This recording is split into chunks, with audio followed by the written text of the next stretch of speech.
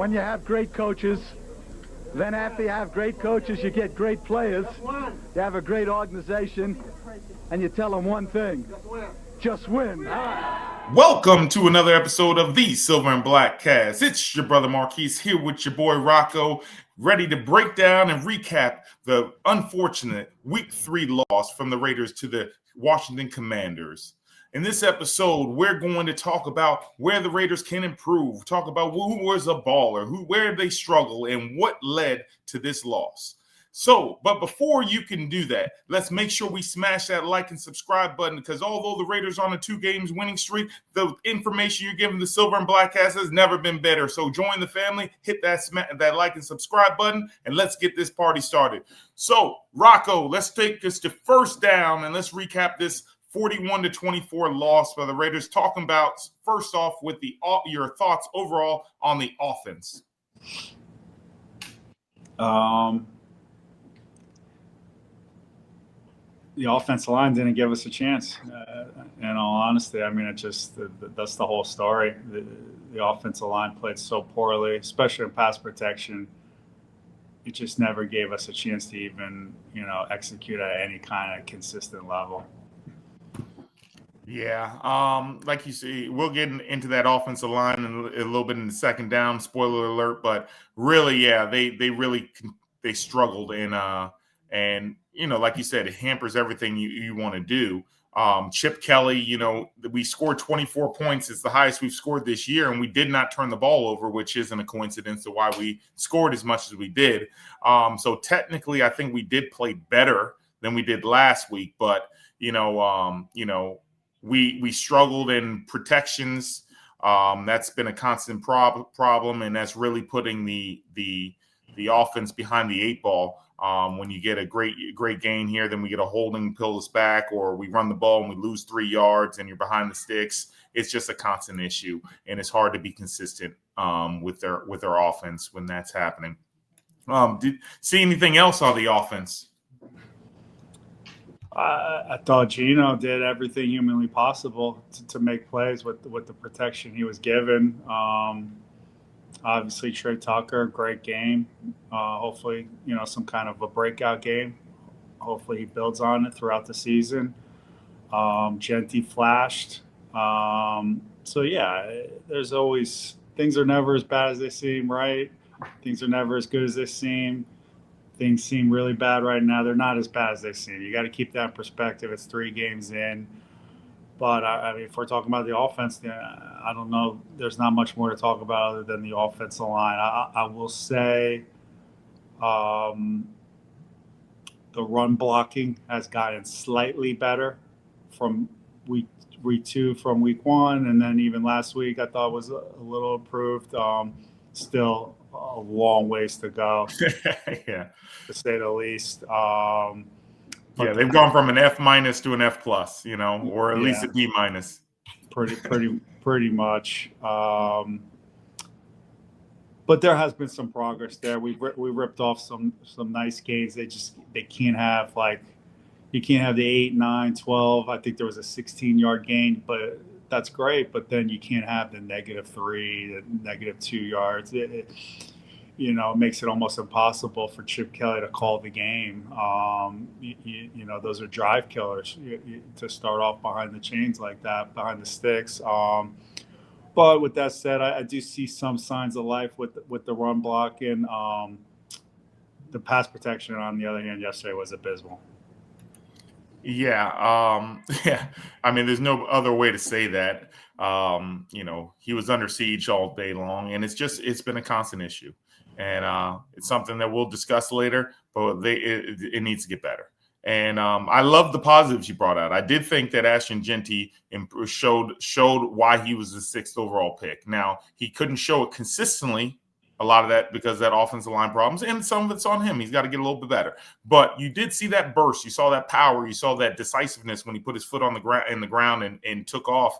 And we saw that more this week than we've seen in week 1 and week 2. So that's a positive note. I do think that the way the Raiders ended the game offensively, being able to move the ball up and down the field, Geno completing a high percentage of balls, getting chunk plays again, running the ball with a little bit more consistency. I think that was important because those are the type of things that you can carry on to the next game. I think you said it best when you said it's never as good or bad as it seems, because you talk to a lot of coaches and they could tell you, hey, man, we were really close to breaking on this play, really close to having a big play on this, that it didn't work out. And as fans, all we see is, hey, that was a loss.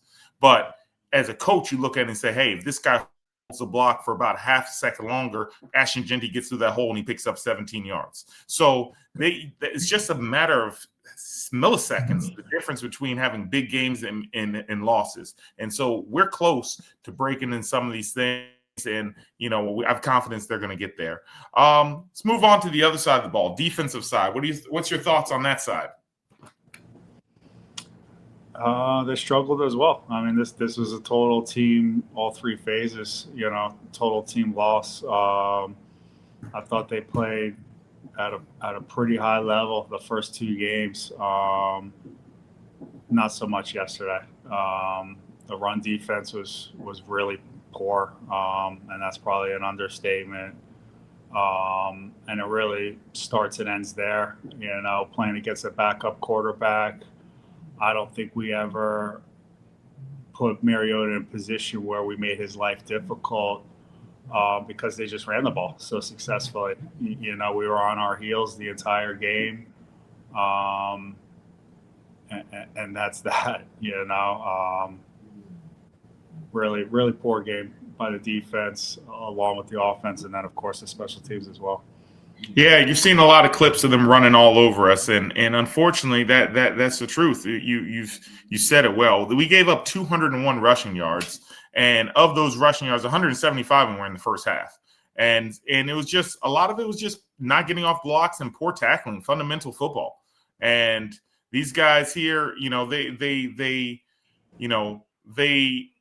as you can see in a lot of these clips, man, they're just getting dragged for 3, 4, 5 yards, or just knocking each other off the tackles, missing tackles, not hitting people in the hole. And it was just a constant thing in the first half. And we haven't seen that this year. No. And we've spoken off camera and we've talked about how I've been pleasantly surprised with this defense, because I had very low expectations and I feel like they've been punching above their weight class. But last game, it all came apart. And, for whatever reason that is, I'm sure we all have ideas on why that happened. But at the end of the day, when you're giving up almost 200 yards rushing in the first half, you're not giving yourself a chance to win the game. Yeah, I thought I hate to even say that because we don't make excuses on the Silver and BlackCast, and it's not excuse. It's just it's what happened. I thought there was a significant difference with the Commanders coming off a longer rest, playing a Thursday night game the week before, us coming off a late Monday night game. I just thought they looked. I thought they obviously looked like the fresher, faster, more physical team right from literally the opening kickoff. Yeah. And some of these teams, let's talk about special teams here. The special teams, as you can see in these clips, they were really atrocious. I mean, and we for years really have had really good special teams. And I expect nothing else this year. But the special teams was a problem. I mean, we gave up a touchdown, that's first off. And you started the game right here where you see here with the first kickoff of the game, the guy puts him already in field goal range, and that just doesn't give you a chance. It doesn't give you a chance to fight. Now, luckily, I mean, and then the defense on top of that, in the Charger game, we turned over and put them in a bad spot, and they right away held them to a field goal. And this time the Washington just built on that kickoff return, and it was just hot knife through butter, hot knife through butter. Yeah, it's just, I don't know. There's not much more you could say. I mean, when you give up the opening kickoff return down to the 25, 20-yard line to start the game. And then later in the game, you give up a punt return for a touchdown. I mean, what are we talking about? That's as bad as it gets. That completely.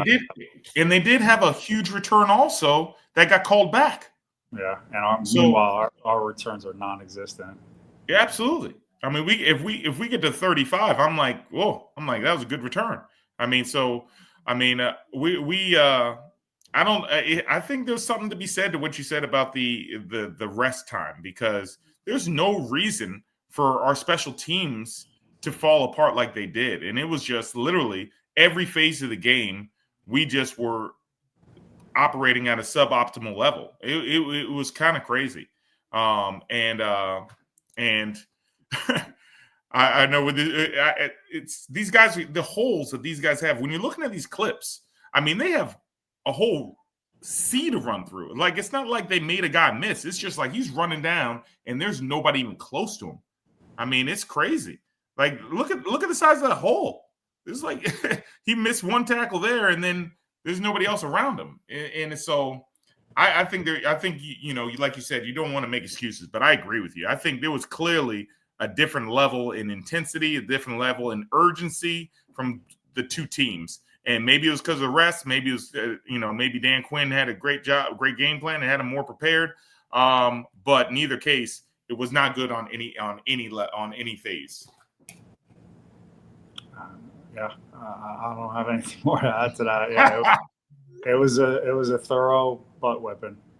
Yeah, but the positive side to that is, even with as bad as we played, or I don't know if bad is the proper way, as inefficient as we played, you know, we still made a game of it towards the end. I know a lot of Raider fans probably cut it off and didn't see it, but it was a 10-point game with 4 minutes to play. And the way these games have been playing recently, whether you're watching the Bills play or against Baltimore or the Eagles against the Rams, these leads, they dissipate quickly in the NFL now. And so we were in position to possibly win. Unfortunately, the defense didn't get a stop at the time we needed, and the game ended the way it ended. But, you know, that is a positive note for me, that as bad as we feel like we played, we still had a chance. The same could be said for the Charger game and this game. We played terrible, but in the last 4 minutes of the game, you still have an opportunity to win if you make the right plays. So I think that's a positive. Last year, we were watching these games where they got completely out of hand, and I think we went through a stretch. We lost 4 or 5 or 6 games by 20-plus points. So, so Raider Nation, keep your head up. We are, may not look like it right now, but I do still think we're heading in the right direction. Yeah, I think under this team, we're always going to compete. Under Pete Carroll, I think this team will always fight. I don't think the fight was a problem whatsoever. I just thought, we were, I don't know if flat's the word, just a step slow. We didn't have the physicality that we played with the first 2 weeks, but as poorly as we played, we fought. Effort's never going to be a problem. I thought we fought really hard against the Chargers. Again, didn't play anywhere near well enough, but we fought our asses off, and they continue to compete yesterday. And I have all the confidence in the world that we'll be ready to go next Sunday against the Bears. Absolutely, absolutely. Well, that takes us to the end of first down, and now we're going to move on to second down. Okay, welcome to second down. On second down, we're going to discuss our offensive line and all the issues that went along with that, as we alluded to in first down. But the question I have for you, Rocco, is it bad coaching or bad evaluations? And by that I mean this. Are the Raiders' offense line, are they being coached terribly? Obvious question. Or is it that the Raiders did not do their due diligence in their evaluation process, or their evaluation process was just wrong, and they flat out just have bad players on it playing and weren't aggressive enough to fix it in the offseason? We heard from Pete Carroll before the season talking about how he liked the guys who are here, and while we saw a lot of improvement with them when Joe Philbin took over after the Luke Getsy fire, we are not seeing those players play up to that level this year thus far. So do you feel like it's a matter of just patience, matter of, hey, they're not showing that they're picking up the coaching thus far, or just, hey, you know what, we might have just evaluated these guys wrong? I don't know. I'm not ready to definitively answer that either way after 3 games. It's been really bad, but it's 3 games in. I'm not making any declarations at this point. I like the guys too. I agreed with that philosophy. You know, younger guys that you hoped were ascending. So I agree with that evaluation at the time. Bad coaching. I mean, I feel like that's a little harsh. I don't know. It is a new system. Maybe they're just not picking up the system correctly. You know, everybody has a hand in the performance so far, the coaches and the players alike. My thing is let's just hope for improvement. And like you said, this is not all that different from last year. And they did improve quite a bit as the year went on, and I have all the confidence in the world that'll happen again. I've seen signs of life with the run blocking. The pass blocking, you know, I don't know that it was good enough in New England, but I don't know that it wasn't. It was good enough to throw for 360-odd yards. So, you know, like I said before, it's never as bad as it seems. I believe in the coaches we have. I believe in the players we have. I think it can be fixed. I think it will be fixed. Yeah, it has to be fixed. It has to be. Pressure coming. It has to be fixed. We have last game, they gave up 28 pressures, 4 QB hits, 15 hurries, 5 sacks, and 5 unblocked pressures. And to me, those 5 unblocked pressures are part of the biggest problem. You know, unblocked pressures means that either they are making a bad call on the line, they're not adjusting their protections, and guys are just flying to Geno unmolested. That's unacceptable. Like, it's one thing you get beat. These guys on defense, they get paid. It's another thing where we're not recognizing the blitz, or we're not recognizing where the extra rusher is coming from, and these guys are getting free shots on our quarterback. And to me, that's, you know, not only is that the offensive line, but quarterbacks make line changes as well, or shifts as well when they see things. So to me, this is an issue that's happened since New England. That's part of the problem.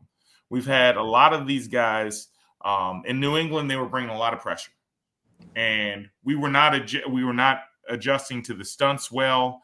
And now here we are, week 3, and we're still seeing some of these same problems. And that's a concern for me towards the coaching. And I don't want to – and again, I'm not going like you. I think it's too early to make any kind of evaluation at all, because there's so many different reasons for why we could struggle.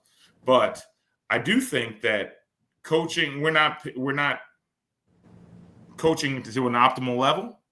And I do think that maybe some of these evaluations weren't as good as we would liked, because DJ Glaze has been getting beat like a turnstile. And, you know, he had 40-something, 28, I think it was 28 or 38 pressures he gave up last year as well.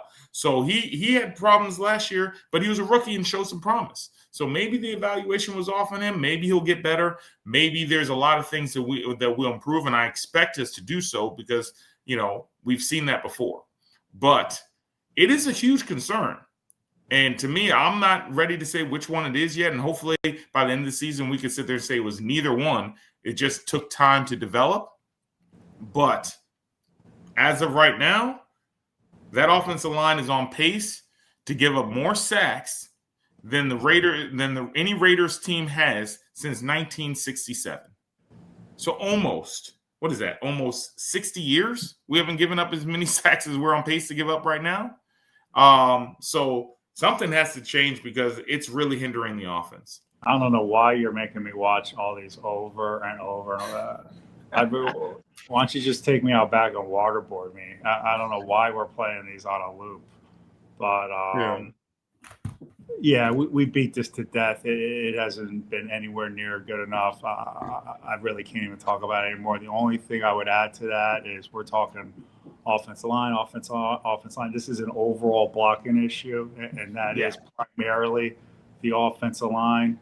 But it's also in the running game. It's the tight ends. Even the wide receivers are involved in that. And pass protection, the backs picking up the blitz. If the tight ends staying in to block as well, it's the entire team is not simple. Blocking, tackling, fundamentals, right? We're just not blocking well enough. And if we can improve that with a guy like Geno Smith, with Chip Kelly calling the plays, with the weapons Geno has around him, if we can fix that problem, we could still have a very good offense. As you said, and some of it, I don't know if you want to say garbage time, but you could say garbage time. But, as you alluded to earlier, the offensive line couldn't have played worse yesterday. We still scored, what did we score, 24 points? 24 points. Okay. So, I believe that they can improve. I believe they will improve. And if they do, this could still be a very good offense. Yeah, look, I definitely, they have to improve, right? There's nowhere to go but up. Like we said before, we said it jokingly that they went from an F- to an F+ or a D-. And still, while that is still not satisfactory, it is improvement. So they are improving, not just not at the rate that we'd like to. And unfortunately, their lack of where they're at right now is causing us to lose games. And so they have to get better, and if they don't get better quickly, we're going to find ourselves in a situation that we can't come back from. Right now is week 3. We're on an opportunity to go back home to get back to 500, and if we could find a way to rectify that offensive line, then that's definitely going to be a big boom towards the Raiders winning games. Last thing I want to talk about also on this offensive line before we move off of them is, what's up with JPJ? What's your thought on JPJ? I know that, you're a realist and a realistic optimist. But if you ask Raider Nation, Jackson Powers Johnson is the second coming of Larry Allen. And the fact that he's not starting is a travesty, bad coaching, stupid, and that's where the Raider Nation is right now. So why don't you let us know what your feeling is on his situation right now? I think some of the talk's been a little ridiculous. I like JPJ. I liked him when we picked him. He showed some promise last year. Pete Carroll today alluded to the fact he'll be back in the starting lineup this week, and I think that's the right move, and I think he'll have a good year, and that's that. But this idea like that he's above competition, or it's crazy to have any kind of thought of where the best position to utilize him might be, or he's above competing with Alex Kappa. I don't even understand that. This is not a 10-year established all-pro. I don't really understand what the conversation is. He needs to get better, just like everyone else on that line needs to get better. I believe he will. He's going to be in the starting lineup this Sunday, and let's hope he has a great game. It's pretty simple. I don't know what the big talk is about. Yeah, I think it's interesting too. Now, I will tell you this: I'm a bit shocked at where the coaching staff views him. Now we're not at practice every day. We're not breaking down film. So I'm going to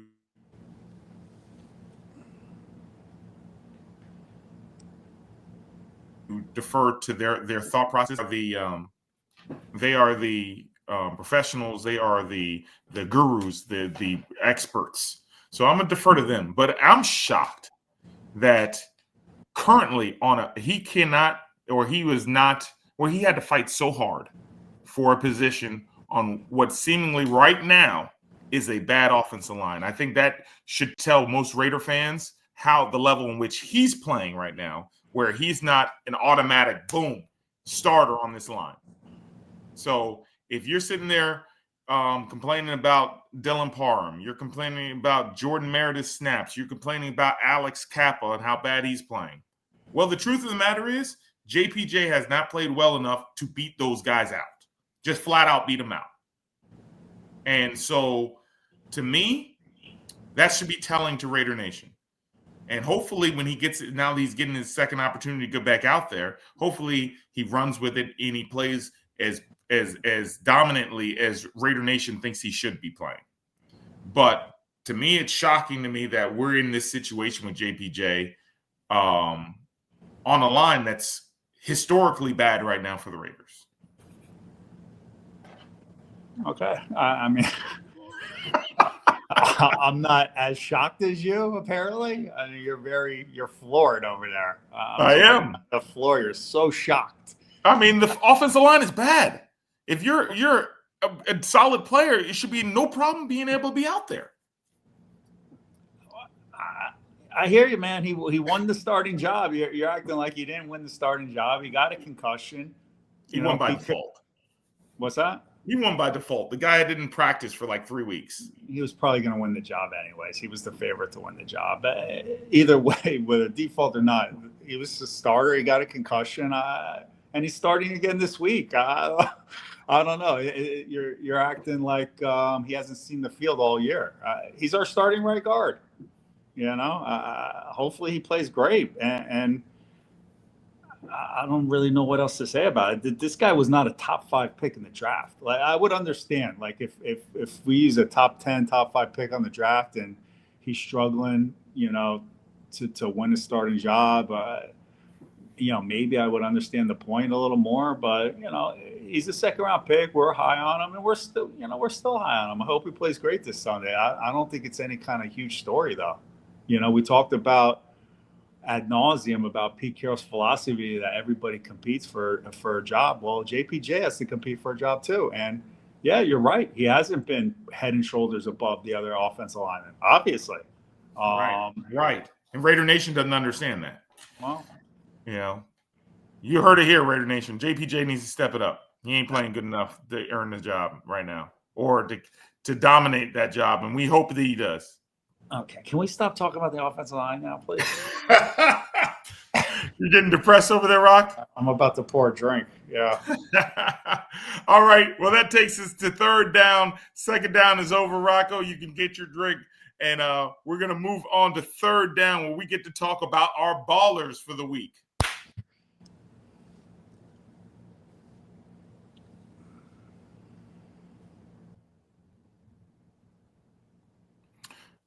All right, here we are. Third down, our ballers of the week. This is finally some positive news we could talk about here, Rocco. Thank God. Thank God. So let's start with some positivity. Your boy Geno Smith, he had a rough outing against the Chargers. Probably played one of his worst games as a starter since he got his second opportunity with Seattle. And he bounced back with a strong game, 289 yards, under pressure, obviously, 3 touchdowns, no turnovers, 132.5 rating. PFF graded him almost an 82, which is a Pro Bowl level. So he had a great game. Why don't you talk about what you saw? Yeah, I thought he was outstanding. Did everything humanly possible under those circumstances to make plays out there, constantly trying to avoid the rush,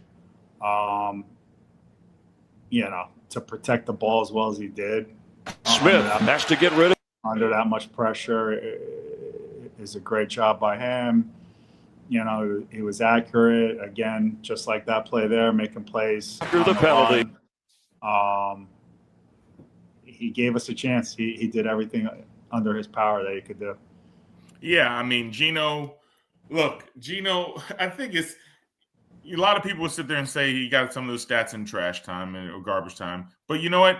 These games turn around so quickly, man, that there is really no trash time in the NFL anymore because teams can come back so quick. And we've seen it so many times. And he was playing well in the first half. Right. I was about to say that. Garbage stats. Yeah, I was just about to say that. He played great the entire game. Now, some things opened up a little bit more in the second half for him. Maybe some adjustments made to both sides, and he opened up. But the point is, the way he kept plays alive and gave the Raiders a chance, even though he was under assault. I mean, no disrespect to Derek Carr, but Derek Carr would have been sacked 11 times in this game, And Geno Smith, he got sacked 5, don't get me wrong. But you know what? He kept running, he kept plays alive, and a lot of these plays that he made are plays that other quarterbacks we've had in the past would not have been able to. And so Geno Smith definitely was a baller. Next guy that we have to talk about is a guy who's catching a lot of these passes, and that's Tre Tucker. We have to talk about Tre Tucker here. Tre Tucker was amazing. He ended up with 145 yards and 3 touchdowns, 87 PFF grade, and he's turning himself into a legitimate weapon. He is the only player on the Raiders who has caught a touchdown. Geno's thrown 4 touchdowns and 4 picks in these 3 games. Tre Tucker's caught all 4 touchdowns. I believe he's tied for a league lead. I think I have that correct. I think he's tied for a league lead with 4 touchdowns. Yeah, it's very exciting. We all know the speed. One of the fastest guys in the NFL, but it seems like he's really come into his own as a complete receiver this year. And let's hope he just keeps building off of this game and continues to improve. And the sky's the limit. Yeah, I mean, Tre Tucker, to me, if he can continue to grow, then with his speed, I mean, Geno compared him to Santana Moss, and a lot of people kind of rolled their eyes at that. And you know what? I probably was one of those people as well. But you know what? If with the Geno Smith, with having a viable quarterback option, maybe that's what this guy needs. He learned, obviously, he's going into 3rd year. He's done a lot of growth. But you know what? The guy's never had a quarterback either that could get him the ball. So maybe in this situation with Chip Kelly, who knows how to use him,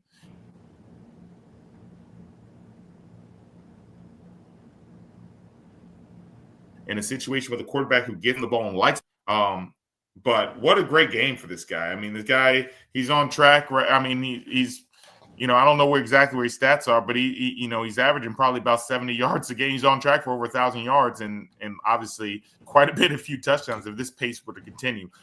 So he's definitely a baller for the week. Good job, Tre Tucker. Hopefully we can continue to see him continuously grow.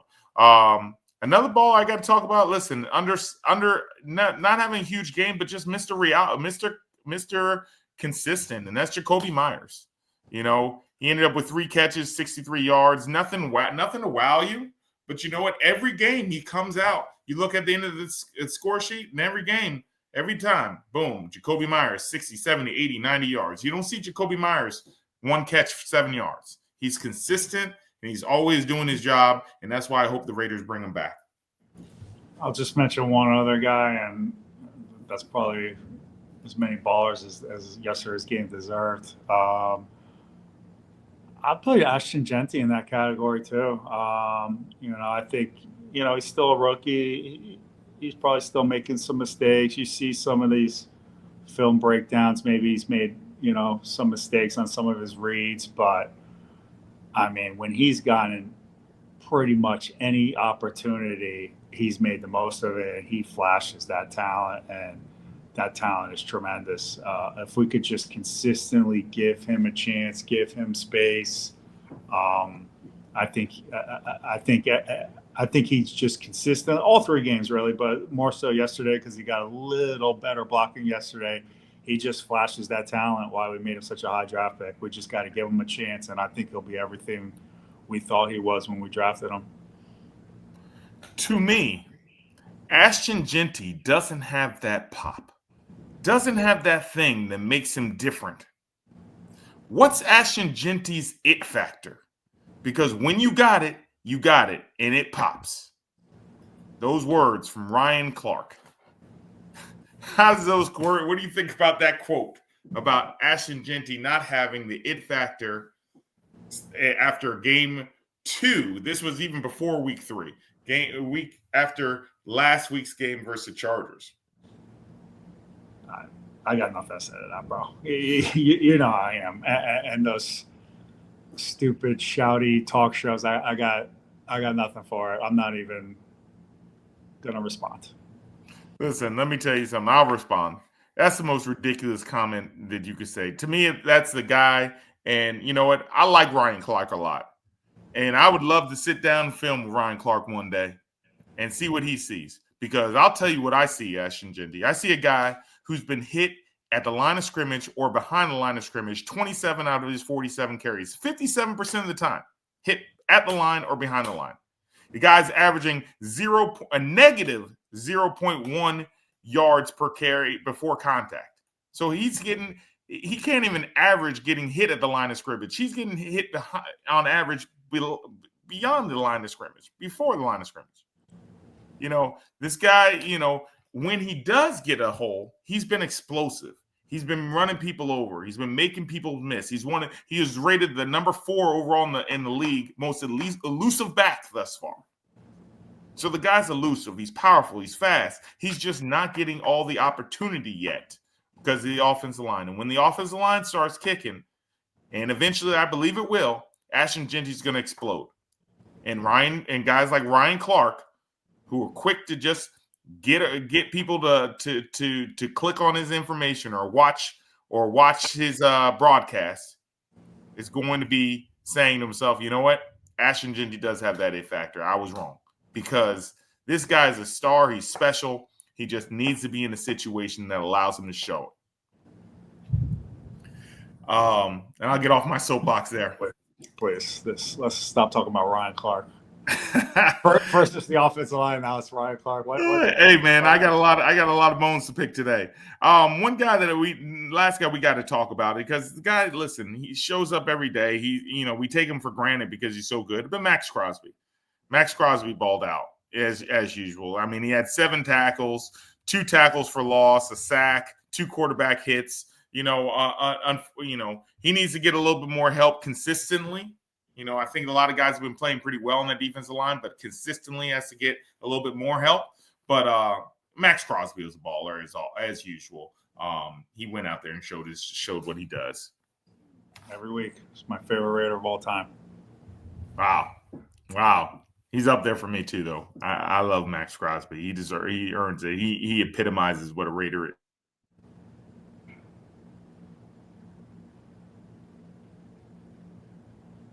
We're going to think the Raiders can improve the most, and in order for us to get this win versus Chicago Bears, our second home game next Sunday, 1 o'clock Pacific time start.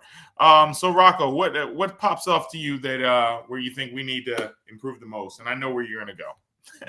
I won't even go there because it's so obvious. Obviously, it's the offensive line, the overall blocking, as we talked about. That's so obvious. I'll go in another direction. I'm going to say, I watched the Bears yesterday. They played really well yesterday. Caleb Williams played really well. The offense was really clicking. I'm going to say we have to tighten up on the big plays. We got burnt now 2 weeks in a row on a big play down the field. That's got to get nipped in the bud right now. Maybe Caleb Williams racks up some yards. We kind of always talk about this, but make it hard. Make them have to put together 10, 12 plus plays. Don't give up anything over the top. Don't give up the big play. And that could lead to a lot of success on defense. That's where I'll go. Yeah, I'm going to go. I'll add on to that. I think our defense, we need to go back to having some defensive line dominance, front 7 dominance. We have to fix the run game. The run defense has been terrific. Until it wasn't. And so we have to get right back on track. We got to make Caleb Williams beat you. I think Caleb Williams is the type of quarterback where he's going to give you opportunities to make plays on the ball, to turn them over. But it won't happen if you don't stop the run first. If you let DeAndre Swift come in there and run all over you, which Ben Johnson loves to run the ball. And if you fall in love with some of the trick plays he does, but he loves to run the ball. And if we're able to do that, then the Raiders will have a better chance to be a better team. And notice we did, like we said, we're not even going to talk about the offensive line. That is a given. To me, those areas, defense, taking away the big plays, defensive line stopping, that's going to help us. And the special teams need a bounce back game. Yes, absolutely. To say the least. Yeah. So we got a lot of ways to go, but we'll talk about it in our next episode. They'll be coming out in the next couple days in our preview for the Chicago Bears. But that will finish it today for us on the Silver and BlackCast. Please smash that like and subscribe button. And remember, win, lose, or tie, Raider Nation till we die, just win, guys. Just win, baby. Just win. All right.